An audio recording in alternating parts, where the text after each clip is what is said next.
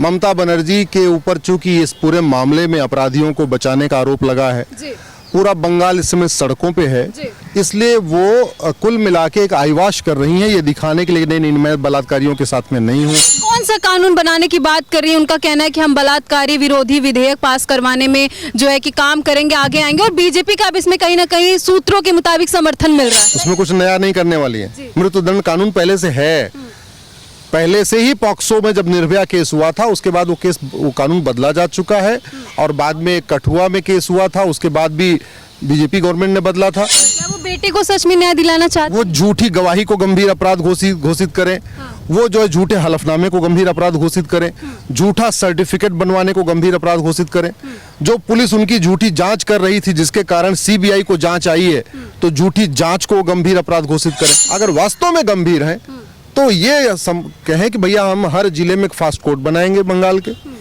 हम हर जिले में एक narco polygraph brain mapping lab बनाएंगे, हम हर जिले में एक स्पेशल जज अपॉइंट करेंगे। अरब में, दुबई में, कुवैत में बलात्कार इसलिए नहीं होता, शिक्षा संस्कार तो नहीं है, लेकिन कानून का इतना तगड़ा खौफ है कि आदमी वो करने से पहले 100 बार सोचता है। आंख फोड़ दी जाती है, हाथ काट दिया जाता है, पैर काट दिया जाता है, इनकाउंटर सब कुछ होता है। जिन पुलिस वालों पे आरोप था आज तक उन्होंने सस्पेंड नहीं किया, आज तक वो ड्यूटी कर रहे हैं। जिन लोगों पे बचाने का आरोप था उनका हुआ नहीं है, कभी उन्होंने कहा नहीं कि हाँ जो ये पकड़ा गया है इसका narco polygraph brain mapping test करके देखिए कि वास्तव में ये और कितने लोग शामिल थे। सवाल ये है कि क्या उस बेटी को न्याय मिल पाएगा या फिर ऐसे ही ये लोग ढिंढोरा पीटते रहेंगे कि हम उसके साथ हैं, हम उसके साथ हैं। न्याय आखिर कब तक मिलेगा? निर्भया को न्याय मिलने में सर 7 साल से ज्यादा समय लग गया था। हर व्यक्ति के मुकदमों का फैसला 1 साल के अंदर हो जाना चाहिए, सबको 1 साल में न्याय मिलना चाहिए, और वो 1 साल में न्याय तब मिलेगा जब ना पक्ष ना विपक्ष, सिर्फ सच। पश्चिम बंगाल में डॉक्टर महिला के साथ बलात्कार के बाद पूरे लोग सड़क पर उतर गए थे उसके समर्थन में, उस बेटी के समर्थन में, और कहीं ना कहीं इसको लेकर के अभी भी गुस्सा लोगों को देखने को मिल रहा है। इसी पर बात करने के लिए इस वक्त हमारे साथ सुप्रीम कोर्ट के एडवोकेट अश्विनी उपाध्याय जी हैं। हमारा आज का जो मुद्दा है वो ये है कि ममता बनर्जी अब बलात्कारी विरोधी जो है कि एक विधेयक पास करना चाहती है। सर, पहला सवाल होगा कि आखिर ये ममता बनर्जी करना क्या चाहती है? ममता बनर्जी मेरे समझ से आईवाश करना चाह रही हैं। ममता बनर्जी के ऊपर चूंकि इस पूरे मामले में अपराधियों को बचाने का आरोप लगा है, पूरा बंगाल इस समय सड़कों पे है, इसलिए वो कुल मिला के एक आईवाश कर रही हैं ये दिखाने के लिए नहीं मैं बलात्कारियों के साथ में नहीं हूँ, मैं तो बेटियों के साथ में हूँ। अगर वास्तव में ममता बनर्जी को कुछ चिंता है तो अब तक उन्होंने पहले क्यों नहीं बनाया था, अब क्यों बनाया? और क्या Mamata Banerjee narco polygraph brain mapping कानून बना सकती हैं? नहीं। क्या ममता बनर्जी झूठा जो गवाही होने वाला जो आरोपी और झूठी गवाही कराएगा उसके खिलाफ कठोर कानून बना सकती हैं? क्या नहीं। क्या ममता बनर्जी ये सुनिश्चित कर सकती हैं कि हाँ बंगाल में सभी बहन बेटियों के साथ जो अत्याचार होगा उसका मुकदमा 1 साल में डिसाइड होगा? ऐसा कुछ तो नहीं कर रही हैं। सिंपल वो कानून बना के, अरे कानून बना के क्या फायदा हो जाता है, उसका नियम नहीं बदलेगा तो मुकदमा तो चलता रहेगा। सर, ये कौन सा कानून बनाने की बात कर रही है? उनका कहना है कि हम बलात्कारी विरोधी विधेयक पास करवाने में जो है कि काम करेंगे, आगे आएंगे, और बीजेपी का अब इसमें कहीं ना कहीं सूत्रों के मुताबिक समर्थन मिल रहा है। सही है? देखिए, बड़ी सीधी सी बात है, पॉक्सो पहले से चल रहा है, भारतीय न्याय संहिता पहले से आ चुकी है, अभी नया कानून अभी आया, कुछ दिन पहले ही आया है, 1860 वाला बदल चुका है। अब तो अगर वो बना सकती हैं तो एविडेंस एक्ट में कुछ बदलाव करें, नार्को पॉलीग्राफ ब्रेन मैपिंग कानून बनाएं। क्या वो बेटे को सच में न्याय दिलाना चाहते? वो झूठी गवाही को गंभीर अपराध घोषित करें, वो जो है झूठे हलफनामे को गंभीर अपराध घोषित करें, झूठा सर्टिफिकेट बनवाने को गंभीर अपराध घोषित करें, जो पुलिस उनकी झूठी जांच कर रही थी जिसके कारण सीबीआई को जांच आई है तो झूठी जांच को गंभीर अपराध घोषित करें। फिर तो समझ में आता है। आज तक जिन पुलिस वालों पे आरोप था आज तक उन्होंने सस्पेंड नहीं किया, आज तक वो ड्यूटी कर रहे हैं। जिन लोगों पे बचाने का आरोप था उनका हुआ नहीं है, कभी उन्होंने कहा नहीं कि हाँ जो ये पकड़ा गया है इसका narco polygraph brain mapping test करके देखिए कि वास्तव में ये और कितने लोग शामिल थे, ऐसा भी नहीं किया। जो वो मेडिकल सुपरिंटेंडेंट था उसको सस्पेंड टर्मिनेट करने के बजाय उन्होंने बाकायदा ट्रांसफर किया है। ऐसा नहीं कि उसको सस्पेंड किया, टर्मिनेट किया या उसके खिलाफ मुकदमा करवाया, उसकी जांच करवाई, वो भी नहीं किया। सर, ये बलात्कारी विरोधी जो विधेयक पास करने की बात करें ममता बनर्जी, ये भी इनका नया ढोंग हो सकता है क्या?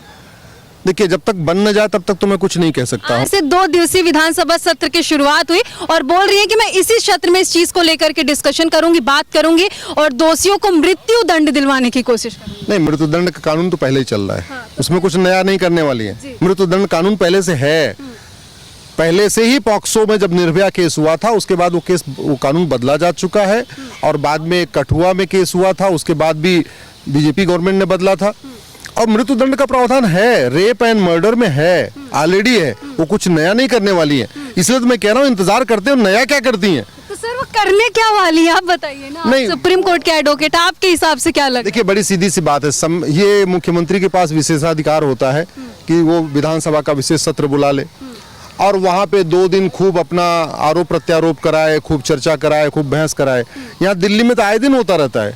आप देखिए, दिल्ली में आए दिन अब तो बंद हो गया जब से मुख्यमंत्री जेल में है, नहीं तो यहाँ तो रोज हर 3 महीने के बाद एक विधानसभा का विशेष सत्र बुलाया जाता था 2 दिन, और खूब तू मैं होता था, आरोप प्रत्यारोप होता था और सेशन खत्म हो जाता था। सर सवाल ये है कि क्या उस बेटी को न्याय मिल पाएगा या फिर ऐसे ही ये लोग ढिंढोरा पीटते रहेंगे कि हम उसके साथ हैं, हम उसके साथ हैं। न्याय आखिर कब तक मिलेगा? निर्भया को न्याय मिलने में सर 7 साल से ज्यादा समय लग गया था।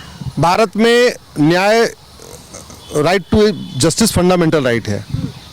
इसका मतलब हर व्यक्ति को 1 साल के अंदर उसको न्याय मिलना चाहिए, ऐसे नहीं कि 5 साल 10 साल 20 साल के बाद। इसका मतलब ये हुआ राइट टू जस्टिस का मतलब कि हर व्यक्ति के मुकदमों का फैसला 1 साल के अंदर हो जाना चाहिए, सबको 1 साल में न्याय मिलना चाहिए। और वो 1 साल में न्याय तब मिलेगा जब झूठी शिकायत, झूठी गवाही, झूठी FIR, झूठी जांच, झूठा हलफनामा, ये गंभीर अपराध घोषित किया जाएगा। आज की डेट में नहीं है।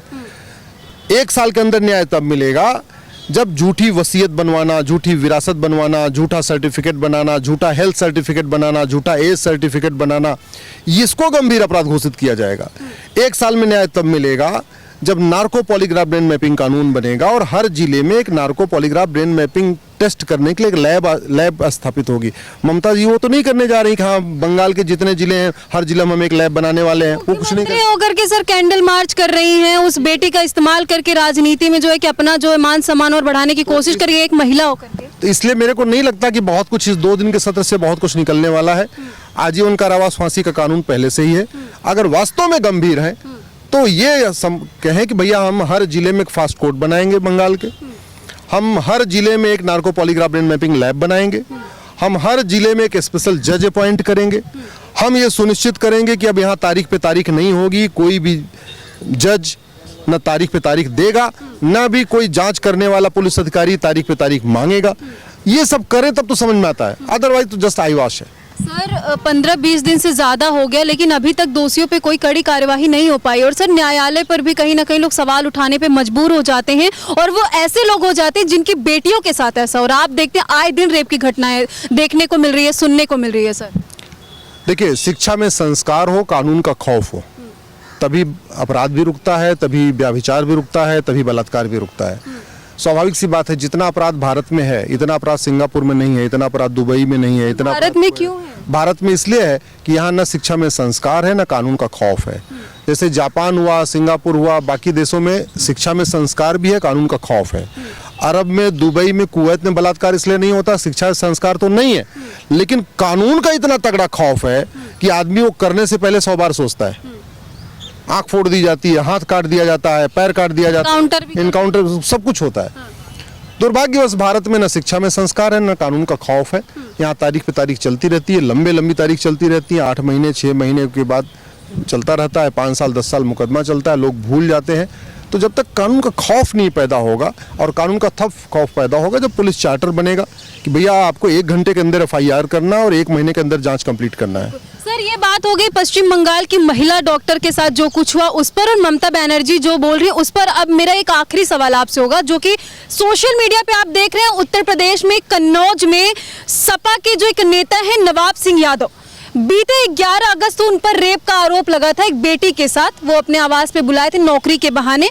तो विपक्ष वालों की तरफ से, अखिलेश यादव की तरफ से कहा गया था कि आप DNA टेस्ट करवाइए, हमारा जो नेता है उन्होंने ऐसा कुछ भी नहीं किया, और आज पता चलता है कि इनका DNA टेस्ट रेप पीड़िता से मैच कर जाता है। अब सर क्या होगा इनके साथ? नहीं, DNA से मैच तो पहले भी एविडेंस तो थे ही थे कि हाँ वो बलात्कारी था। अब सपा के लोग नहीं मान रहे थे, अखिलेश यादव जी नहीं मान रहे थे, तो अब मैच हो गया है। लेकिन अखिलेश यादव या उनके पिताजी मुलायम सिंह यादव जी या सपा के नेताओं का आप पूरा कैरेक्टर देखिए या उनके बातों को आप सुनिए, तो उनके पिताजी भी कह रहे हैं लड़कों से गलती हो जाती है, पिताजी कह चुके हैं। पिताजी कहते थे लड़कों से गलती हो जाती थी, बेटा कह रहा है, अखिलेश जी कह रहे हैं कि हमको पहले डीएनए कराओ। अच्छा, एक पर्टिकुलर कास्ट का आदमी पकड़ा गया, पर्टिकुलर मजहब का आदमी पकड़ा गया, तब तो कह रहे हैं डीएनए टेस्ट कराओ। वहीं इसका कुछ अलग उल्टा होता तो पहले कहते नहीं नहीं नहीं, ये तो है तो बलात्कारी, मतलब एफआईआर करते ही कह देते हैं ये तो बलात्कारी है, तब डीएनए की नहीं मांग करते। तो ये जो सेलेक्टिव अप्रोच है ना, ये केवल और केवल अपनी वोट बैंक को ध्यान में रखते हुए करते हैं। वो पर्टिकुलर के कॉम्बिनेशन बैठेगा तब तो कोई बात नहीं करेंगे, तब शांत हो जाएंगे। पर्टिकुलर कॉम्बिनेशन हो जाएगा तो जोर जोर से चिल्लाएंगे। लेकिन सर, जिन दोषियों का डीएनए टेस्ट मैच कर रहा है, उन दोषियों के साथ क्या कुछ होता है आगे जाकर के, लोग ये जानना चाहते हैं। नहीं, अब डीएनए अगर मैच हो गया है तो एक आपको अलग से एक एविडेंस मिल गया है, वो तो कहेंगे नहीं हम बेकसूर हैं, स्वाभाविक सी बात है। जो आदमी आरोपी चीखता रहता है, और आरोपी झूठे, दुनिया भर के झूठे अपने वो भी लाता है, अपने गवाह भी लाके खड़ा कर लेता है कि ये 3 बजे की घटना है, 3 बजे तो मैं फलाने जगह था और फलाने जगह था, इसके लिए 4 आदमी से गवाही भी करा लेता है। इसलिए तो कह रहा हूँ कानून बदलने की जरूरत है। जब तक झूठी गवाही नहीं बंद होगी, आपको दुनिया के कई देशों में बाप भी अपने बेटे के लिए झूठी गवाही नहीं देता, इतना खटखट, क्योंकि झूठी गवाही में वहां 20-20 साल सजा होती है। दुनिया के कई देशों में पति अपनी पत्नी के लिए और भाई के लिए, अपनी सगे भाई के लिए झूठी गवाही नहीं करता। अब ये विपक्ष वाले सर ममता बनर्जी से क्यों नहीं सवाल कर रहे हैं? देखिए, मैंने कहा ना, उनकी सिलेक्टिव अप्रोच है। उनके लिए बलात्कार भी एक वोट बैंक का, एक वोट साधने का जरिया है। जिस बेटी की आबरू इज्जत लूट रही है वो उसको फर्क नहीं पड़ता। बहुत मोटी चमड़ी के लोग हैं, इनको कोई फर्क नहीं पड़ता। Thank you. तो देखिए, अश्वनी सर ने साफ तौर पे सारे सवालों के जवाब दिए। हालांकि जो ममता बनर्जी बलात्कारी विरोधी विधेयक पास करने की बात कर रही है, उस पर क्या कुछ सर ने कहा आपने सुना, इससे कुछ भी नहीं होने वाला है। फिलहाल आपकी क्या राय है, आप कमेंट सेक्शन में जाकर के जरूर बताइएगा। आगे आपको ऐसी जानकारियां देते रहेंगे। जय हिंद।